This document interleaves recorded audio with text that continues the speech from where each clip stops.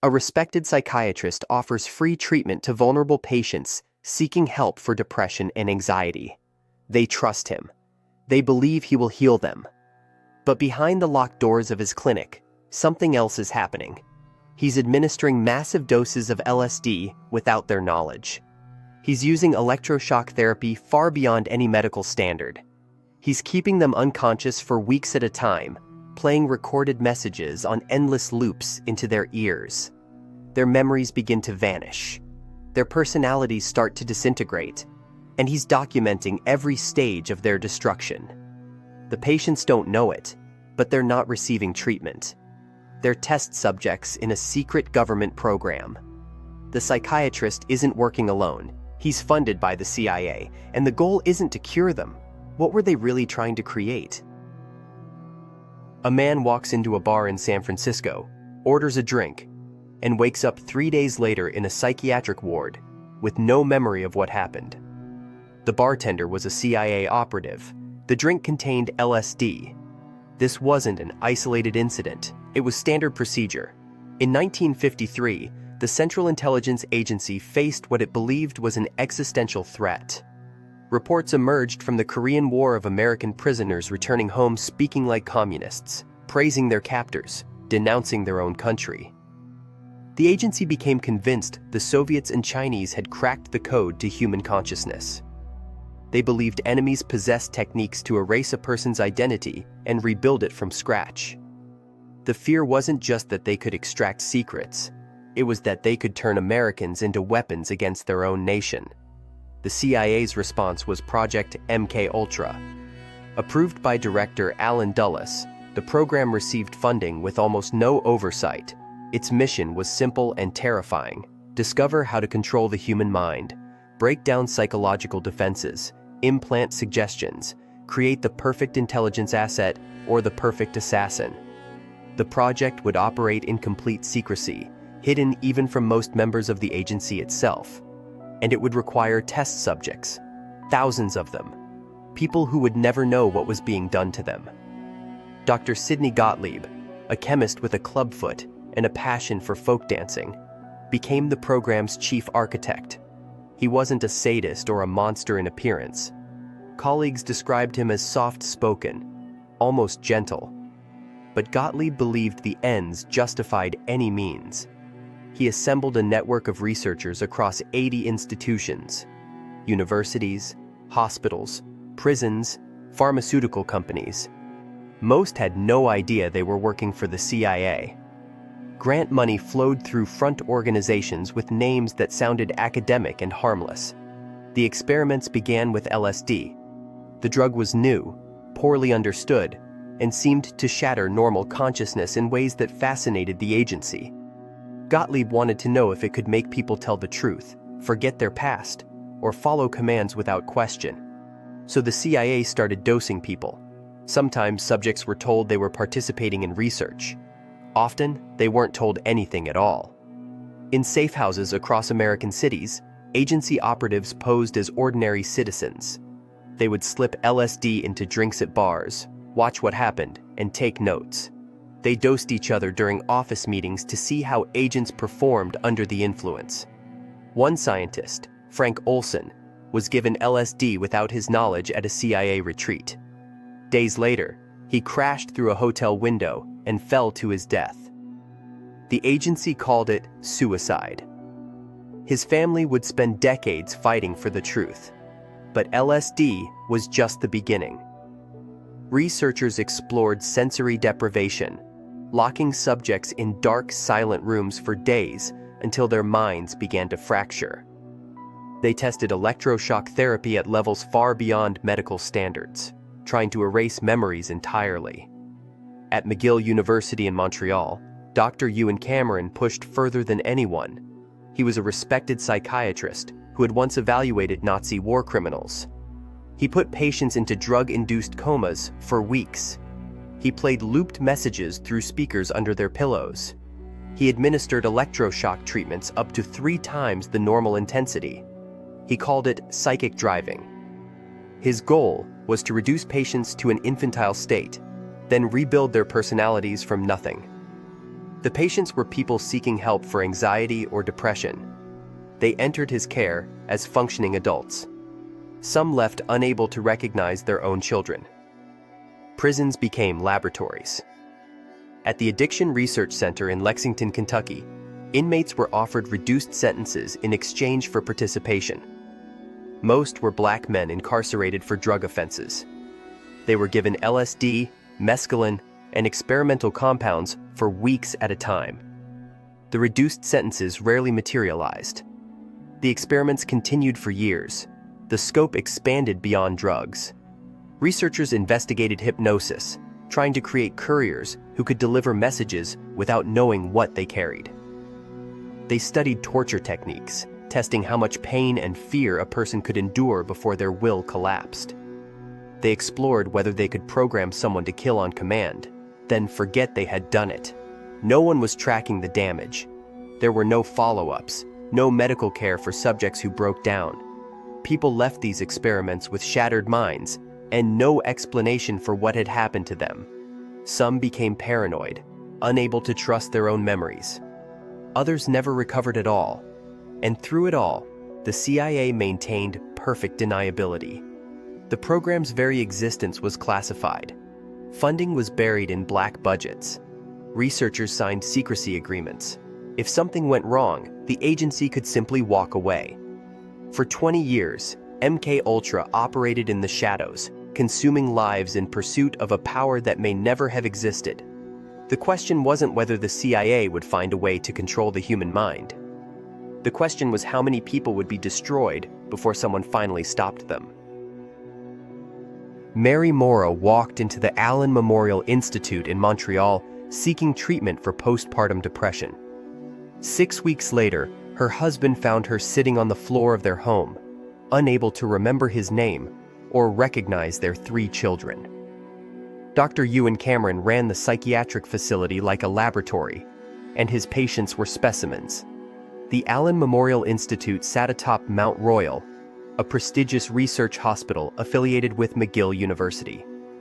Patients arrived voluntarily, seeking help for depression, anxiety, or minor psychological troubles. They trusted Cameron's credentials. He was president of the American Psychiatric Association, a respected figure in mental health. What they didn't know was that the CIA had been funding his experiments since 1957, funneling money through a front organization called the Society for the Investigation of Human Ecology. Cameron believed he could erase damaged minds and rebuild them from scratch. He called his method psychic driving, and the CIA wanted to know if it could break enemy agents and create programmable operatives. The treatment began with de-patterning, the systematic destruction of existing personality. Patients were placed in drug-induced comas for weeks at a time, sometimes months. Cameron used a combination of barbiturates, amphetamines, and other sedatives to keep them unconscious for up to 65 days straight. While they slept, he administered electroshock therapy at 30 to 40 times the standard intensity. The shocks came in rapid succession, sometimes hundreds in a single session. Their purpose wasn't to treat, it was to obliterate. Cameron wanted to reduce his patients to an infantile state, wiping their memories clean like erasing a chalkboard. When patients woke from their comas, disoriented and confused, the second phase began. Cameron strapped them to beds in isolation rooms he called sleep chambers. Speakers mounted near their heads played recorded messages on endless loops, his voice repeating simple statements 16 hours a day. "You are a good wife and mother. Your family loves you." The messages drilled into their minds while they lay helpless, unable to move or escape the sound. Some patients heard the same tape loop for weeks. Cameron believed he could implant new thought patterns this way, overwriting the erased personality with something he designed. Between the message sessions, he injected them with LSD and other hallucinogens, sometimes without warning, to keep their minds malleable and confused. The results were catastrophic. Patients who entered with mild anxiety left unable to control their bladders. Women who came in for postpartum depression forgot they had children. Men lost decades of memories. Their professional skills vanished. One patient regressed so completely She could no longer dress herself or use a toilet. Another forgot how to read. These weren't side effects. This was the intended outcome of depatterning. Cameron documented it all meticulously, noting how many electroshock treatments it took to erase specific types of memories, how long patients needed to remain in isolation before they stopped resisting the recorded messages. The CIA officers monitoring his work saw potential. If Cameron could erase a mind, perhaps they could fill it with new instructions. They increased his funding.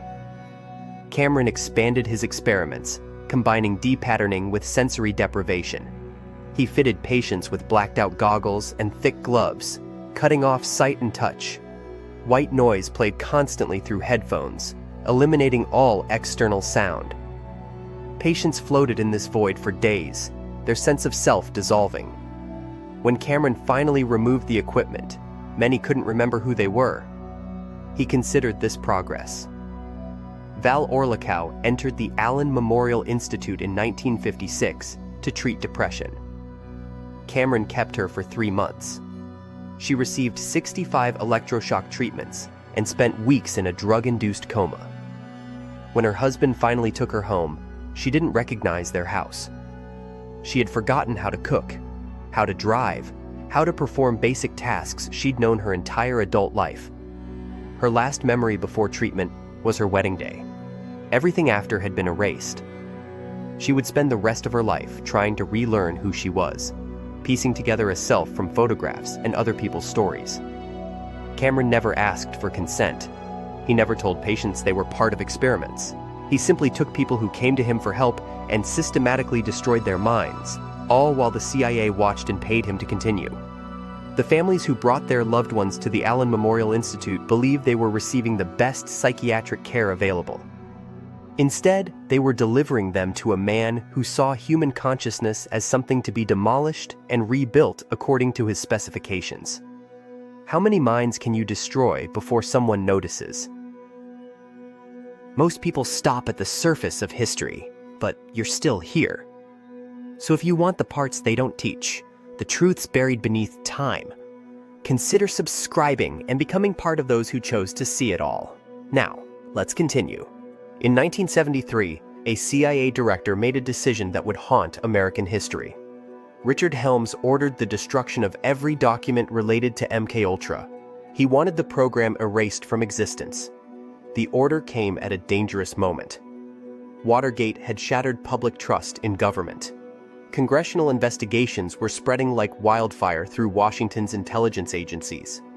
Helms knew that if MKUltra's true scope became public, the scandal would dwarf anything Nixon had done. So he gave the command: burn it all. Across CIA facilities, operatives fed thousands of files into incinerators. Reports on drug experiments, interrogation techniques, hospital partnerships turned to ash. Names of victims, locations of safe houses, details of operations that had destroyed minds and ended lives. Gone. The agency moved with ruthless efficiency. Within weeks, MKUltra had been systematically wiped from official records. Helms believed he had buried the program forever, but bureaucracy has a way of betraying even the most careful conspirators. Deep in the CIA's financial archives, far from the main filing system, sat a collection of documents that shouldn't have existed. Budget records, funding requests, payment authorizations. Some clerk, following outdated procedures, had stored MKUltra's financial paperwork separately from operational files. When Helms's destruction order came down, no one thought to check the budget office. 20,000 pages survived the purge by accident. For 4 years, those documents sat untouched while America moved on. The Vietnam War ended. Nixon resigned. The country tried to heal. The CIA assumed its secrets had died in the flames. Then, in 1977, a researcher named John Marks filed a Freedom of Information Act request. He was investigating CIA activities, casting a wide net, hoping for scraps. What he received instead was a bureaucratic miracle. Boxes of financial records that revealed the skeleton of MKUltra. The documents didn't contain everything. The human stories, the detailed experimental protocols, the names of most victims. Those were still ash. but the financial trail was damning enough. It showed a vast network of universities, hospitals, and prisons. It revealed payments to doctors who had experimented on unwilling subjects. It proved the program's scale and duration. The discovery triggered a political earthquake. Senator Frank Church, already investigating intelligence abuses, convened emergency hearings. For the first time, Americans heard their government officials admit to drugging citizens without consent, to funding torture research, to treating human beings as laboratory animals. Witnesses described experiments that sounded like Nazi war crimes, except they had happened in American cities, in American hospitals, funded by American tax dollars. The CIA's defense crumbled under questioning. Officials claimed they were fighting the Cold War, protecting national security, responding to Soviet threats. But the documents told a different story. They showed a program that had spiraled beyond any rational justification, that had continued long after its usefulness ended, that had destroyed lives not for strategic advantage, but for bureaucratic momentum and scientific curiosity. Victims began coming forward, their testimonies fragmentary and haunted. Many couldn't remember their experiences clearly. The drugs had seen to that. Others had been institutionalized, their credibility destroyed by the very experiments they tried to describe. Some had died years earlier, their families never knowing why a healthy person had suddenly descended into madness. The survivors who could speak painted a picture of systematic abuse, hidden behind medical authority and government secrecy. The hearings revealed something more disturbing than the experiments themselves. The cover-up had been planned from the beginning. MKUltra's architects had always known their work was illegal and immoral. They had built deniability into every operation, used cutouts and front organizations, destroyed records routinely. Helms's 1973 order wasn't a panicked response to Watergate. It was the final step in a destruction plan decades old.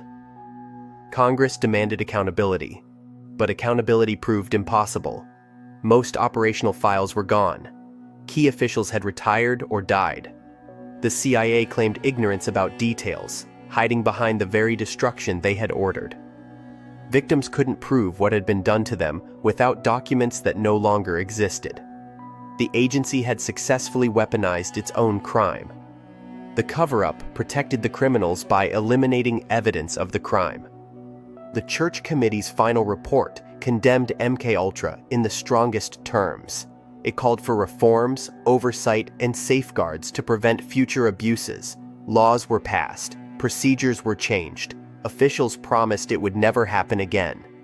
But no one went to prison. No victims received adequate compensation. The full truth remained buried with the destroyed files. America learned just enough to be horrified, but not enough to achieve justice. The 20,000 surviving documents were a window into hell, but most of hell remained hidden in ash. How do you hold a government accountable when the government has already destroyed the evidence of its crimes? The lawsuits began in the late 1970s, but the victims faced a wall they couldn't break through. The evidence had been destroyed. The doctors who administered the drugs claimed they were following orders. The CIA invoked national security. Most cases were dismissed before they ever reached a courtroom.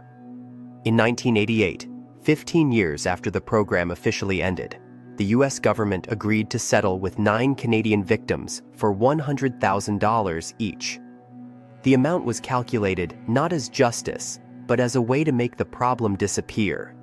No admission of wrongdoing, no apology, just enough money to close the file. Thousands of others received nothing. The patients from state hospitals who were used without consent, the prisoners who thought they were helping science, the college students who trusted their professors, the soldiers who believed they were serving their country. Most of them never even knew they'd been part of MKUltra. They spent decades thinking their mental breakdowns were their own fault. Some victims tried to rebuild their lives. Others never recovered. Families were told their loved ones had simply developed schizophrenia or depression, with no mention of the drugs that had been forced into their bodies. The medical records that might have explained everything were gone, shredded in Gottlieb's office in 1973. By the time the truth came out, many of the key figures were dead or too old to prosecute. Sidney Gottlieb retired to a quiet life, raising goats. Donald Cameron's reputation remained intact in psychiatric circles until journalists began digging years after his death. The institutions that hosted the experiments continued operating as if nothing had happened. The CIA's official position remained unchanged. MKUltra was a regrettable program from a different era, conducted with the best intentions during a dangerous time. They emphasized that it had been shut down. They pointed to new oversight procedures. They suggested that dwelling on the past served no purpose. But the questions didn't go away. If MKUltra could operate for 20 years without meaningful oversight, what else had slipped through the cracks? If nearly all the records could be destroyed with no consequences, what other programs had simply vanished from history? The CIA had admitted to MKUltra only because a few boxes of financial records survived by accident. How many other projects left no trace at all? In the decades since, former intelligence officials have occasionally hinted at programs that went further than MKUltra. Research that didn't stop in 1973, just moved deeper into the shadows. Technologies that made LSD look primitive. But without documents, without witnesses willing to speak, these remain whispers and speculation. The victims who are still alive carry the weight of knowing they were used and discarded by their own government. Some found small communities of fellow survivors. Others died alone, never understanding what had been done to them. The true number of people affected will never be known. The full scope of the damage will never be measured. What remains is a stark reminder. The promise of national security can justify almost anything, and the destruction of evidence can erase almost everything.